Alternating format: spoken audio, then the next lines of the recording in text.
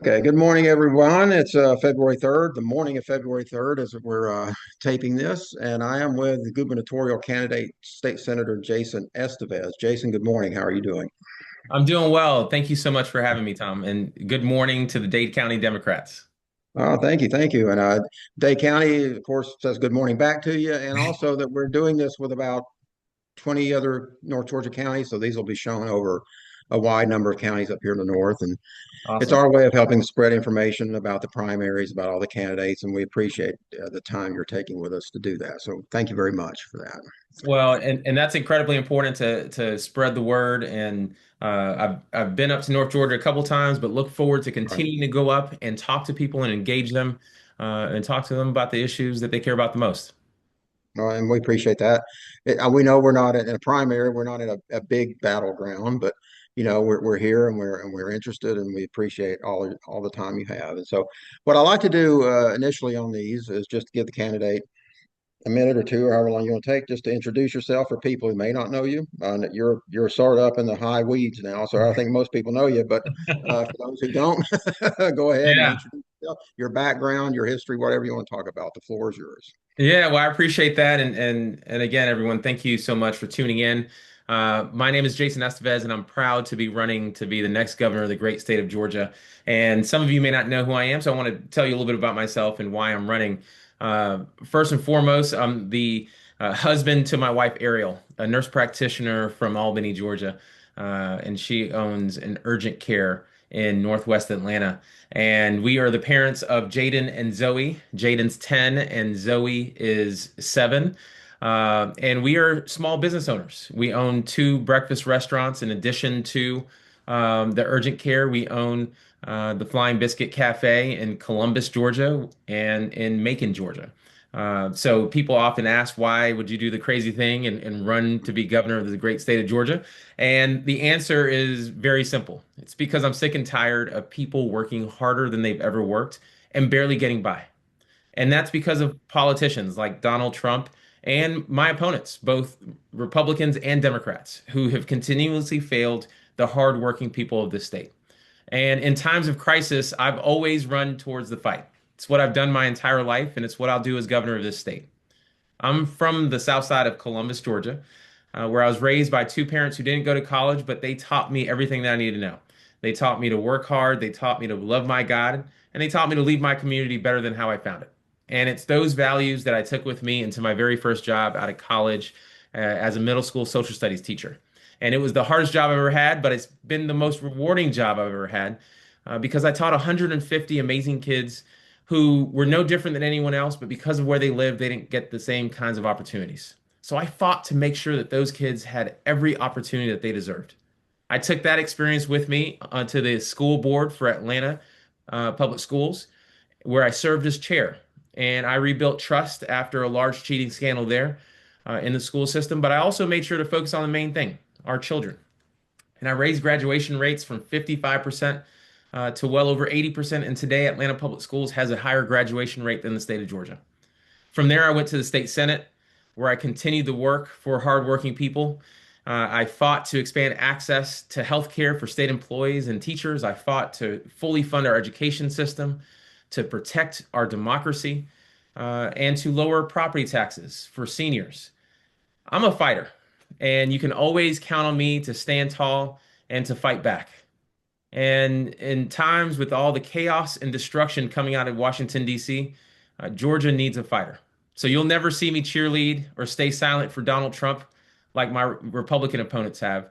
And you won't see me quit when the going gets tough like some of my Democratic opponents have. I will always fight for you. But I'm also going to make sure I focus on what matters the most: your health, your wealth, and your opportunities. And I look forward to focusing in on those issues during this time that I have with you, Tom, and look forward to earning the votes of the folks who are listening at home. Well, thank you, and thank you for being a teacher too. I'm a retired teacher now, so I appreciate that a God lot. bless you. Thank you for your service. Well, thank you, and thank you for being a middle school teacher, especially. I was a high school teacher. Middle school was like a place I didn't even want to try to go to, but Middle schoolers can be wonderful, and they also be a handful. So I appreciate that a lot. Now you kind of already mentioned why you're running a little bit, and we can talk a little bit more about that. But also, you wanted to talk about your issues. So let's talk about if you had two or three top issues that you really want to focus on as governor, what would they be? Yeah, look, I think it's important for us to focus on the issue that people across this state are facing. And as I crisscross the state of Georgia, people are struggling to afford to live in the state of Georgia. It's all about lowering the cost of living and ensuring that people have access to good paying jobs so they could keep and grow the money in their pockets. It's why I talk about health, wealth, and opportunity. It's the focus of my campaign. It's making sure that people have access to the health care that they deserve, which is why I'm going to make sure that we do what we should have done a long time ago, and that's expand access to health care. First, by expanding access to Medicaid, but also by lowering the cost of private health insurance, building healthcare hubs throughout the state so that no one has to drive more than 45 minutes to receive the care that they need, and including in North Georgia, making sure that we invest in mental health and that we end our maternal mortality crisis. But I'm also going to spend every day that I'm in office focused on lowering the cost of living. I'm going to start with housing, stopping private equity funds from buying up all of our single family homes, making sure that we make childcare more affordable, which is why I've introduced a plan to bring universal childcare to Georgia, and making sure that we hold utility companies accountable and these data centers accountable so that we lower the cost of energy in our state. I'm also going to work on opportunity for our children and for our grandchildren. I'm going to be the education governor. And I can't help it, Tom, as a former public school teacher, I want to make sure that we focus in on education. Right. Not only am I going to invest in early learning, start early, but I'm going to fully fund our public schools. I'm going to empower our teachers again. And I'm going to make sure that by the time our children finish their K through 12 journey, that they have pathways to good paying jobs. If they want to go straight into college, then we're going to make sure that they have a needs-based scholarship so that they can actually finish. If they want to jump in the military, go into the military, we're going to support them for their service. And if they want to jump straight into a job, straight into a career, then we're going to ensure that we invest in apprenticeship programs and a free technical college system because we have to restore dignity back into work. And there's nothing wrong with going from high school straight into a career. And I'm going to make sure that Georgia is training folks in skilled trades throughout the state. And finally, if you want to be an entrepreneur, like my wife and I, small business owner, I'm going to support our small businesses like Governor Kemp supports Rivian and Hyundai, which is why I proposed $1 billion low interest loan fund and grant program to provide small business owners with the support that they need to open and grow their businesses throughout the state of Georgia. Tom, it's this vision for the future of the state that gives people something to vote for, not just something to vote against. And if Democrats want to win, if they want to build, if we want to build the broad-based coalition that is going to take to win not only the primary, but win in November, we're going to have to give people something to vote for. And that's what my vision and my platform is all about. Yeah, okay, well, good. Thank you. Yeah, and the I think our QBE formula is still about 30 years or 40 years, whatever it is now, out of date. It, And so it is it's almost as old as I am. right. All right. It's yeah, I think I wasn't even in the Navy yet when yeah, it's been a while. So Yeah. it's been a long while since that's been updated, and it certainly needs to happen. Now, this is a tricky question because I'm very critical of our current governor. There's most things that he's done that I don't like. Yeah. We're Democrats. We have a different view of things. So, but there are some things that Georgia seems to be doing well in, and some things we're not. So, if you could step back and critique the current administration, something they've done well that you would want to keep, something that they have just failed miserably on, what would you say those two things were? Yeah. Well, I could spend a lot of time on what To they could fail, do, what they could be doing better. right? But here's what I'll tell you is that we have certainly seen a lot of out of state corporations coming in and creating jobs all over the Yeah, state. Economic development in Georgia is undeniable, right? right, But here's the thing. You cannot be the number one state to do business without having a workforce that is healthy and right. educated. And where Brian Kemp has failed is to ensure that Georgians have access to the health care that they need, that they can afford to live in the communities in which they work, and where our children have more opportunities than what we've had. That's why I'm so focused in on health, wealth, and opportunity. Because I believe that if we invest in our people, if we invest in our community, then our economy will do better. As a small Right, business owner, people call into work telling me that they can't make it for three reasons: transportation, healthcare, childcare.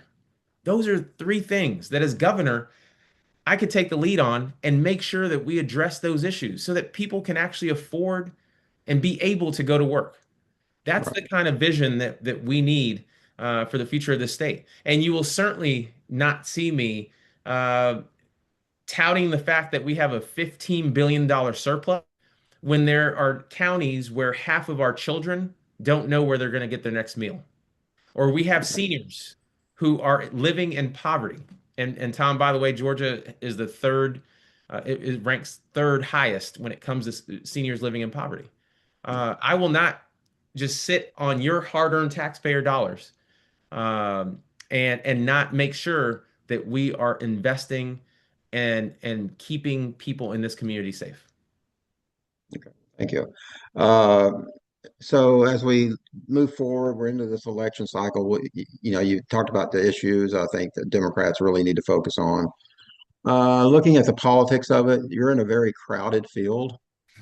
Too I crowded. think, yeah, I mean, I think there's up to 11 people who have said they're going to run. Yeah. Probably seven of them are considered to be like legitimate candidates at this point. But seven's still a pretty high number.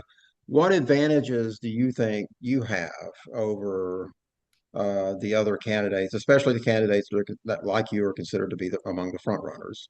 What advantage, without, you don't have to name names or anything, but just what advantages do you have, you think, that put you ahead of the rest when it comes to being the next nominee for the governorship of the state for the Democrats? Yeah, look, and I don't have any issues with naming names. It is what Right. it Well, is. But that's up to you. That's up to you. yeah, So, but look, we're in a primary, and none of the things that I'm talking about matter unless we win. right. And Georgia Democrats have not won in a long time. But here's what I'll tell you distinguishes me from my opponents in the primary. It's the fact that I have the lived experiences of the hardworking people of the state. I don't need a polling memo or a policy memo to tell me that our healthcare system is broken. I've seen that firsthand. My wife and I have. I don't need someone to tell me that our education system needs support. I've seen that because I've been on the front lines. Whether it's been as a small business owner, as a caregiver of a mom with Alzheimer's, as a parent of two young children, I'm living through the everyday struggles of the hardworking people throughout this state. But I've also seen our opportunities. And I have a record of delivering at the state and local level for people across Georgia. And not only that, I have a vision for the future of the state that gives people something to vote for, not just something to vote against. And if we want to win this election, we got to make sure that we have someone that is focused on the issues and can ensure, because I don't have the baggage that my opponents have, can ensure that we build that broad-based coalition, multiracial, multi-generational, that it's going to take to win. And here's the thing: we have a lot of choices. The other candidates in this race won't be able to build the broad-based coalition that I could build. Someone like Jeff Duncan, who may be able to excite former Republicans, but won't be able to excite the base of our party. Or Keisha Lance Bottoms, who may be able to excite some of our base, particularly in Metro Atlanta, but will turn off the rest of the base and turn off independents throughout the state of Georgia. I'm someone who can attract and will energize voters throughout the state, no matter whether you're liberal, moderate, or a disgusted Republican. And here's the thing: don't take it from me, take it from my Republican opponents, because Republican consultants, the Republican Governors Association, has made it clear that they are most concerned about my candidacy.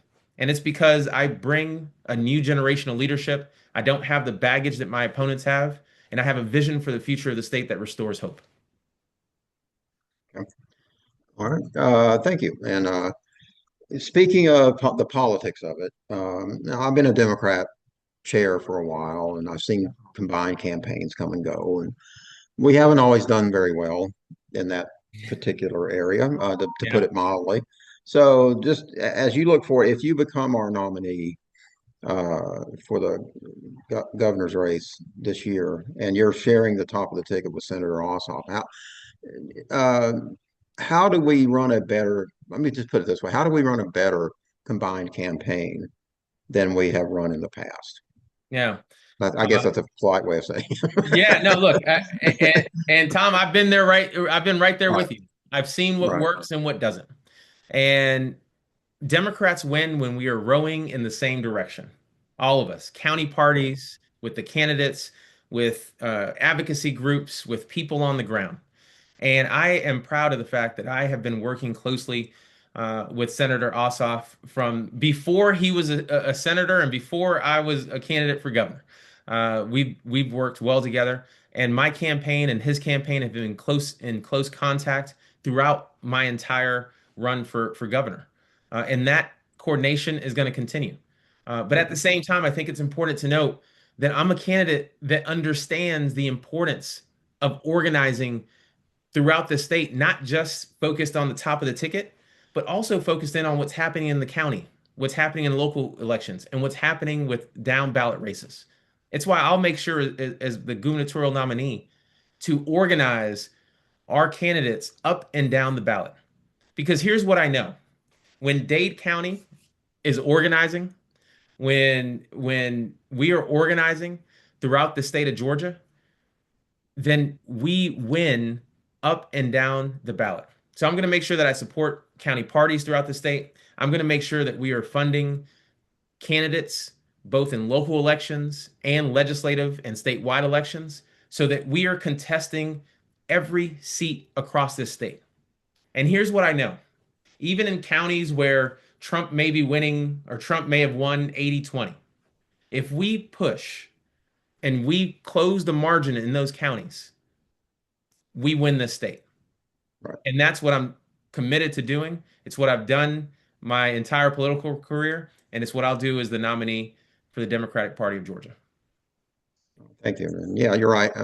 In places like my county, for example, if we can just get our vote total for the Democratic candidate up into the 20s, I would say we're going to win. That's it. It's like a little barometer, but if we do that up here, then we're doing that everywhere, and we Without a win. doubt.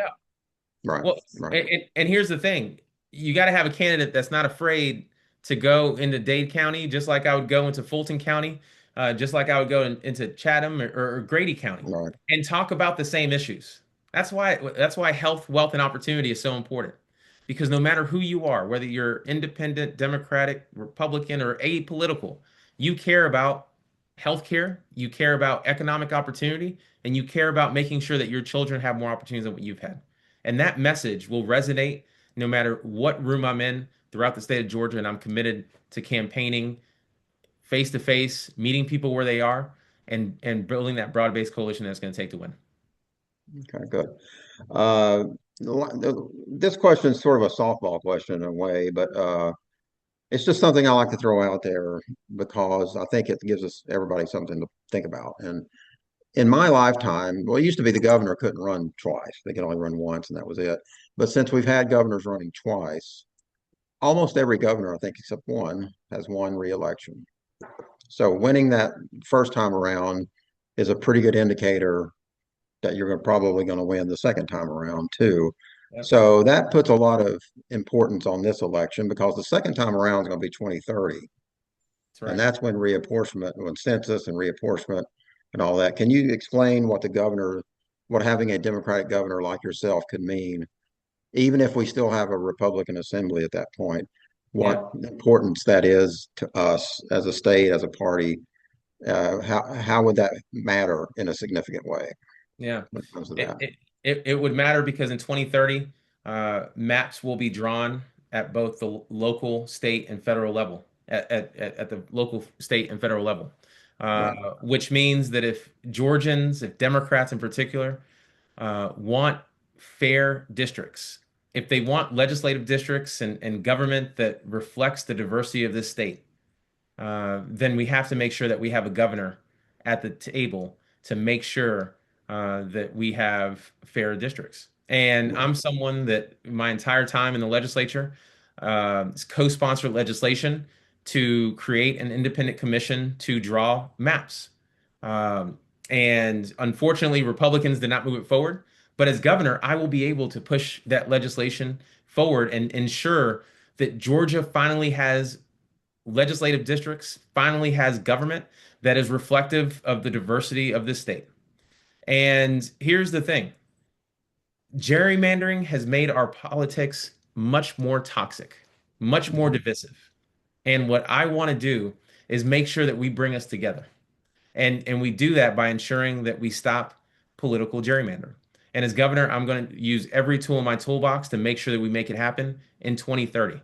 But we have to have two terms, which is Right. why I'm committed to doing it. And it's also why it's so important to make sure that we nominate a governor that is committed to two terms, will not quit when the going gets tough, will not cut and run, and can actually serve out two terms. Right. All right. So we've talked a little bit about everything, the politics, the issues, the future. As we get to the end, I always like to give a candidate a chance to look in the camera for a minute or two and give us your stump speech. Why should we elect Jason Esteves to be the next governor? Yeah. So I'm going to let you close it out with that stump speech of yours right now. Well, Go ahead.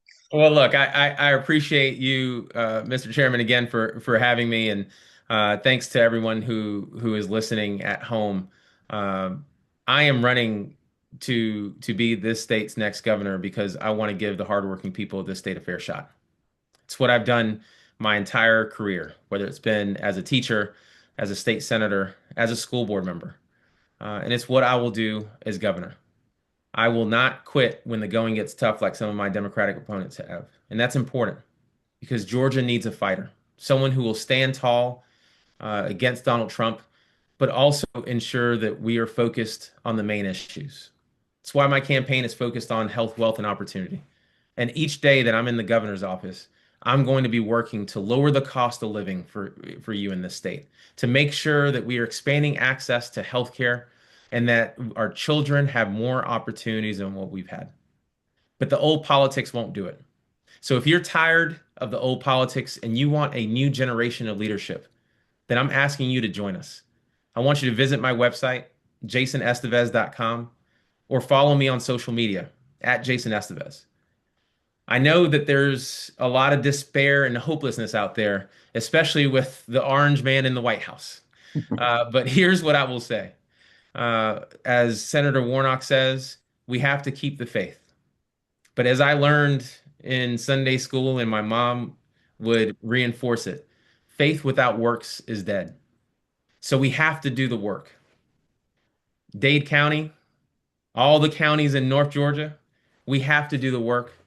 And I know that if we do the work together, if we organize, and if we vote together, we will not only win this state in November, we're going to change the face of leadership in this state for generations to come. Thank you again so much for having me. Thank you, Jason, for being here with us. I tell this to all candidates, and I mean it, especially statewide candidates. I can only imagine what it's like to run in a state this big, 159 counties. You're trying to reach everybody. It's a full-time, never get to sleep kind of job, and I appreciate greatly what you're doing. Thank you so much for bringing your life experience and your ideas to our race. We're better off with you in it, and I wish you the best moving forward. I'm looking forward to seeing you in Yes, person too in the future, in the near future as well. So, absolutely. thank you so much. Thank you. Thank you, and have a good morning. Have a great rest of the day. You too. Bye bye.